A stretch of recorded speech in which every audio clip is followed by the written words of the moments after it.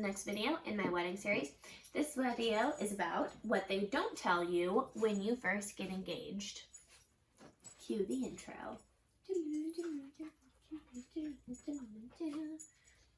So if any of you girls are like me, you've been planning your wedding for a long time, and there's a lot of things that they don't tell you when you sit there and you plan out these things.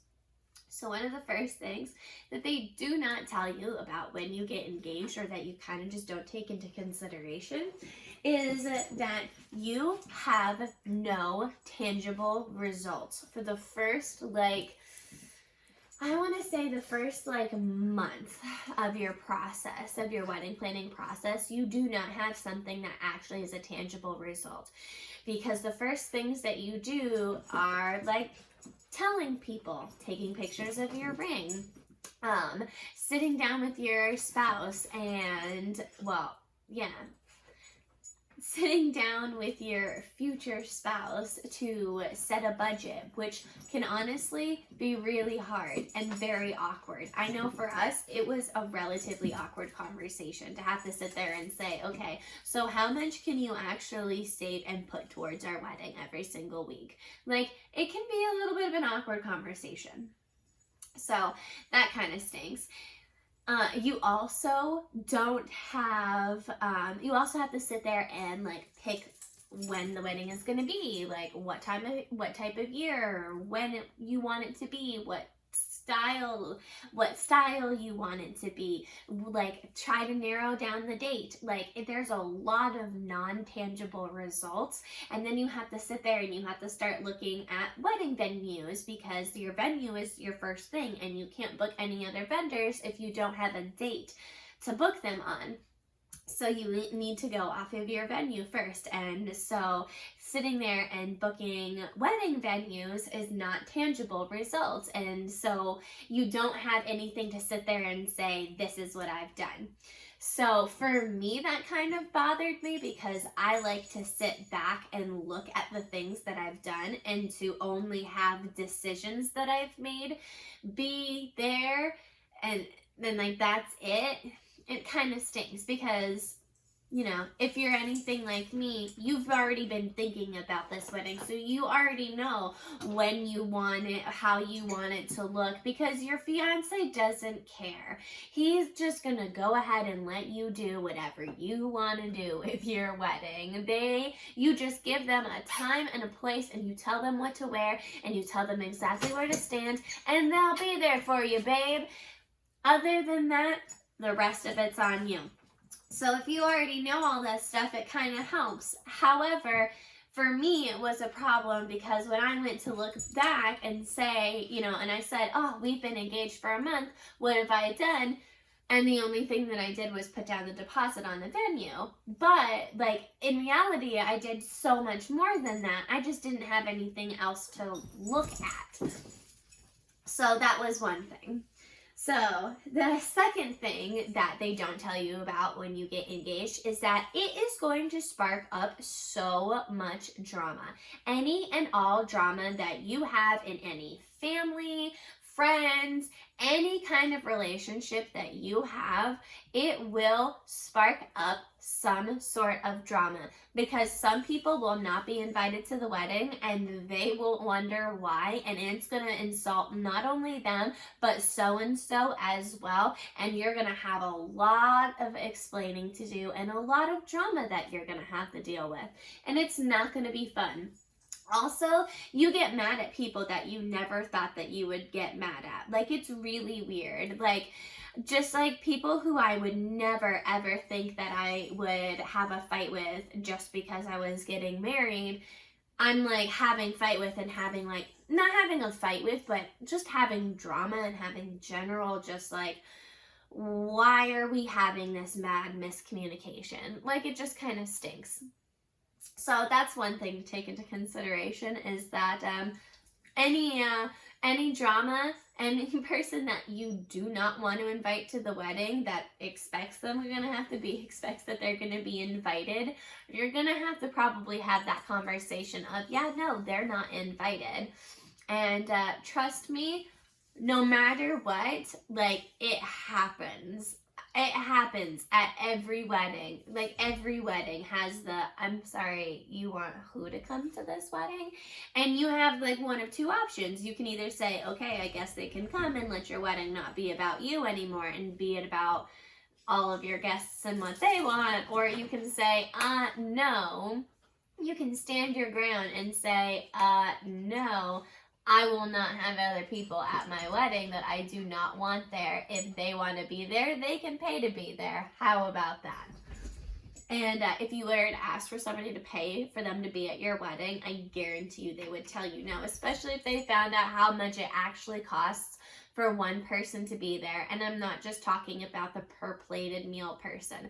I'm talking about how much it costs to rent a table for them to be there, rent the linens, rent the silverware, the plates, the flatware, the cups, the dishes, everything, the centerpieces, then the food, the alcohol. It's so much for one person to be at a wedding. So if you are not invited, I honestly think that you should bring the $100 or however much it costs for you to be at their wedding, because you are not expected. So anyway, so that's the next thing. So that's that point. So yeah, family drama. Expect that. Next thing. That segues nicely into my next point, which is weddings are expensive. Okay, so like that kind of goes without saying, and like everybody will sit there and say, oh my gosh, weddings are so expensive. And I, as somebody who used to work in the wedding industry for about a year and a half, and I have put together a wedding project. Little backstory, back when I was in high school, one of my class projects was to plan a whole wedding. It was like our final, I believe. And we were literally handed a booklet, like a 10-page booklet of front and back of everything that needs to be at a wedding. Like check, check, check, check, check. It was the longest checklist you could ever imagine. So I'm well aware, and I spent $42,000. However, when you're like 17, $42,000 kind of doesn't really sit as hard as when you are actually sitting there paying for yourself to have a $42,000 wedding. Like, I'm not anywhere near that. That was just the budget that we were given as high schoolers, was $42,000, which is nuts to me. So yeah, everything is really, really, really expensive. Like, I didn't think, and I don't know, I guess I just did a bad job sitting here thinking like, oh yeah, well, I've got this covered, and I got this covered, and I got this covered, and those are all cheap. Like, I got a really good deal on those, so I'm pretty much set. And it's like, no, sis, you still have like a year to the wedding. You got a lot to do. So yeah, shit is expensive. If you're planning on getting engaged anytime soon, my suggestion, put a secret wedding fund away. No joke. I'm not even joking. Even if you can save $1,000 a year, do you know what you can do with $1,000? My caterer is less than $1,000. You could just, boom. They make bank accounts that will just automatically put into your savings account, like every Friday or however often you want it to. Seriously, start saving. It is mad ass expensive. Unless somebody is going to buy your whole wedding, like pay for your wedding for you, then in that case, by all means, you do whatever you want to do. But if you are like majority of brides and you are paying for your own wedding, like I am, prepare yourself for how expensive it is, because it's a lot. Next, the third thing that I really wish that somebody would have told me before I went into my engagement was that there are, and this is really more about the wedding planning industry, there are good vendors and there are bad vendors. And I don't mean like, obviously, like what the work that they produce. I'm not talking about their quality of work. I'm not talking about that. I'm talking about, there are two different kinds of vendors, okay? There are the vendors that are there because they love weddings, or because their wedding didn't go the way that they wanted it to go in this aspect, and they don't ever want to see another bride have to do that again. Or they just, it's something that they've always been interested in, and that's what they've always wanted to do, so they're doing it. And that's the vendor that you want. The vendor who just wants to help brides out, or good couples. The vendors that just want to help good couples. Those are the good vendors. And then there are the vendors who are just here to make money. And whether that be for whatever reason, some vendors have different reasons than others. For some vendors, it is that, they didn't do weddings, but enough people have come up to them and said, hey, can we have your wedding here? And they figured, hey, you know what, why not? We'll do weddings. But if you want to have your wedding here, we're going to charge you $10,000 to have a minimum. So there you go. That type of vendors. The types of vendors where they're like, I don't care, I do this many weddings a year and all of them are like this, blah, blah, blah, blah, blah, blah. Standard packages. Like, there are the vendors that, so like there was this one vendor specifically, I'll just give you an example. So there is one vendor that our venue asked us not to use. Our venue does not have a preferred vendors list, but there was one that she specifically said, do not use them. And you would think that they would be a good vendor because they were called the pros, but apparently they are a terrible service where they, at least from her experience, and this is 22 years of doing weddings, they've had people show up late countless amount of times. I believe she said that the latest that somebody had a wedding start was 2 hours late because they didn't show up. Another time, the guy showed up on time, but he didn't bring any of the equipment that he needed to bring, so it made the wedding, so he had to drive back down to Tampa and drive back to the venue, which made the wedding start 6 hours late. Another time, and this is the last one I'll give you, they got in a fight. The DJ started drinking and got in a fight with one of the grooms. They started drinking. The DJ got in a fight. This person started drinking and got in a fight with the groom, and the cops had to get called. Like, are you kidding me? So, like, apparently what they did is they would hire anybody that comes and says, hey, I'm a professional DJ, and they'll say, okay, and just send them out to wherever. So those are the companies that are just trying to sit there and they're trying to make money off of you. And those are the companies where it's like, they need to, I don't know, if there needs to be some sort of unwritten rule, or not unwritten rule, but I don't know, just, it would have been really nice to have known going into it, like, hey, listen, some people are actually going to help you. Some people are actually here to help you, and some people are just here to take your money, but you need to figure out which one it is. And that stinks. Like, it stinks, but, it would have really been nice to know that that's what the name of the game, essentially, of wedding planning is.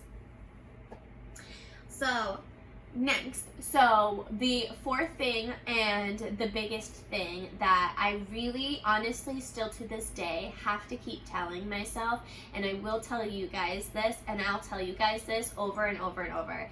It is never too late, and it is never too early to start planning your wedding. I am a year out, and I have already felt both that I have started planning way too early, and I've also felt like I have started planning way too late. It's terrible, and there's no in between. And you just have to remember There is no magic number. There is none. I have reached out to a venue and they have told me that all of next year is already booked for the whole wedding season. What? I've also had people say to me, wait a minute, you already have your venue and your caterer booked? What? Your wedding is still a year away.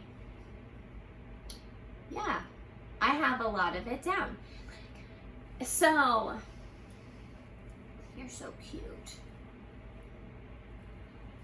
But yeah, do not listen. Yeah, I have had people, I've also had people say, oh, you already have this and this booked. It's a little far out, don't you think?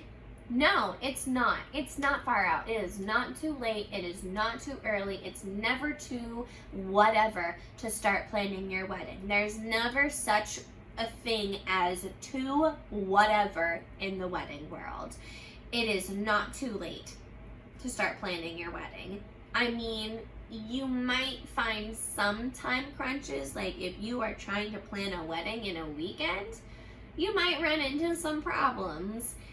And same thing goes for if you're trying to plan it too far out. Like if you're trying to plan your wedding a little bit more than, like if you're trying to plan your wedding like 24 plus months out, you may find that some vendors aren't booking out yet because their books just aren't open and they're not thinking about weddings that far out yet.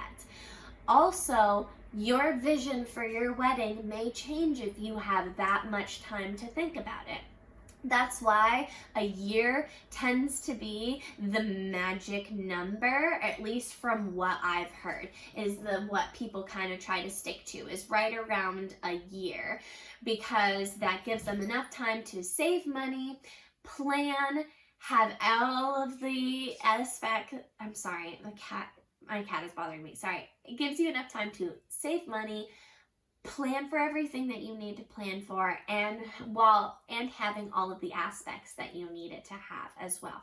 So don't listen to Say Yes to the Dress. Some of those girls go on there a year before their wedding, and that's the first thing that they're buying is their wedding dress. That's crazy to me. And I have literally heard a girl on Say Yes to the Dress say, now that I bought my wedding dress, I can plan my whole wedding around it. I'm sorry, what? You're going to plan your whole wedding around a dress? Sis, are you okay? Like, is everything good at home? But no. And don't get me wrong. If you want to plan your wedding around a dress, go for it. That's your decision. It's your wedding. You do you. That is not me, though. That's not my decision. And I'm not sitting here saying, don't watch Say Yes to the Dress. Are you kidding me? I love Say Yes to the Dress. I watch that thing all the time. I've watched every single episode that they have on Hulu. I love Say Yes to the Dress. But don't take what their situations are with a grain of salt. You do not have their wedding. You do not have their budget. You do not have their style. Also, it's kind of a reality TV show that's on TLC, and you have to remember that not everything on there is completely real. Like, okay, perfect example. There's this one episode where this guy proposes to his girl at this bridal shop. You're going to sit there and tell me that she had no clue whatsoever that her boyfriend took her to New York City to a bridal shop to propose to her with all of these cameras in her face? Like it was just going to be a normal day of her trying on dresses? Come on now. I'm sorry, but I do not believe that episode. I do not believe it, honey. Absolutely not. So anyway, you just have to take that stuff with a grain of salt because they can be very intimidating, especially with their budgets. When you see that this girl is spending $5,000, when you see that when a girl says that she has a $2,000 budget, that all of the bridal consultants' faces are like, ooh, cringe. And you're like, it's not that bad. I don't even have $2,000. You also have to sit there and think like, this is one dress for one day. Yes, absolutely. It's huge. And I will get into this more on a different video on a different day, but I can't justify spending more on my dress than I do on my food. That's all I'm going to say. Moving on to my next point. Don't be intimidated. The wedding industry can be very, very, very intimidating. Just very overwhelming. And I'm here to say, sis, it's okay. Because I'm intimidated too. And overwhelmed. And like it's okay. But I'm fine. We're all good though. Don't be intimidated by the wedding planning process, by the wedding industry. Don't let them make you feel like you are not spending enough money. Don't let them make you feel like you are spending too much money. Don't let them make you feel like you are not skinny enough. Don't let them make you feel like you're not beautiful enough, because it's all wrong. Do not let them intimidate you, because that is honestly the wedding industry's job, is to kind of make you feel bad for yourself so you end up spending more money. Don't let them do that to you. You, queen, know what you've got.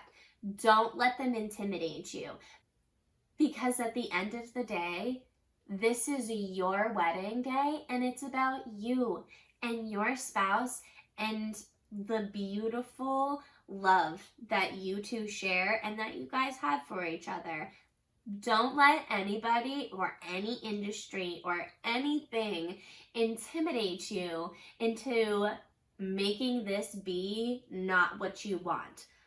I don't care if mom says that so-and-so has to be there.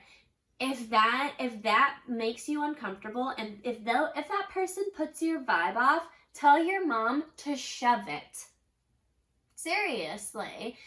If somebody is sitting there and intimidating you and making you feel like you are not spending enough money on your wedding day because you're not spending $30,000 on a fucking mobile bar, tell them to leave you alone and do a fucking BYOB grab and go bar, because you know what? That's what a sis is doing. Just saying. It's your day. Don't let anybody intimidate you into making it not what you wanted. And I really had wished that somebody had told me that before I started planning this wedding, because, like, girl, you need all of the empowerment that you can get. So that's all for our video today. Make sure you like and subscribe and leave a comment down below. Are any of you guys engaged? Are any of you getting married soon? When are you getting married? Let me know, and I will see you guys in my next video. You want to say goodbye, Weenie? Say bye, Weenie. Oh, it's a sleepy baby. Oh, I woke her up. Say bye. Oh. Yeah. I ain't getting no sleep because of y'all. Y'all ain't getting no sleep because of me.